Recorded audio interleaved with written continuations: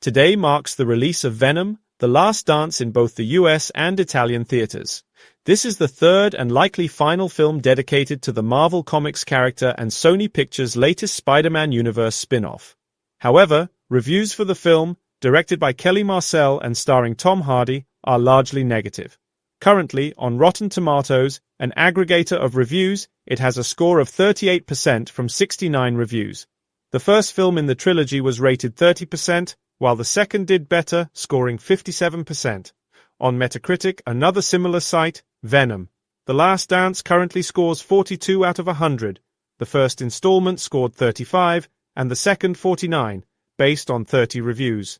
It's like watching a Macarena in film form, jokes Robbie Collin of the British Daily Telegraph. His review humorously describes the film as an appropriately silly conclusion to this terrible superhero trilogy starring Tom Hardy. The rap is even harsher, stating that, watching Venom, The Last Dance is like watching the superhero genre die for 2 hours.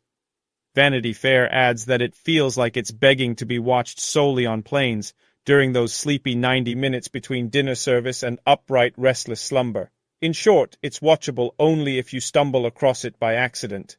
Another review headline by iNews reads, "It's like an unpleasant lobotomy," emphasizing that the film's inability to settle on a single tone, be it comedic, cathartic, or otherwise, makes it seem like a failure on all fronts, and the constant loud injections of pop culture only make it worse.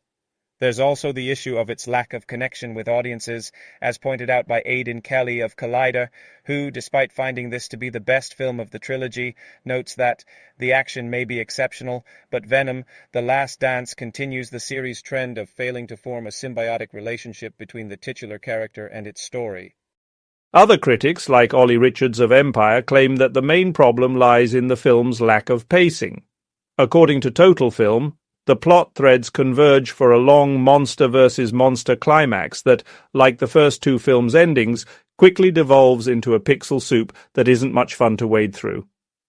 Among the positive reviews, we find one from Paste Magazine's Jared Jones, who says the film wants to party, and when it matters, it knows how to do it right. The Independent echoes this sentiment. It's hard to say how these films will be remembered in the grand scheme of comic book history, but with The Last Dance, we can at least remember that sometimes they were genuinely fun. David Rooney of The Hollywood Reporter, in a somewhat consoling final note, concludes, "As this is the concluding chapter of a trilogy, it all leads to an emotional catharsis that will undoubtedly satisfy fans of the previous films, with a sweet touch of poor humour to balance out the melancholy, defining Venom, The Last Dance as a buddy movie on steroids." Thanks for watching. We'd love to hear your thoughts, so feel free to drop a comment below and share your perspective on today's topic.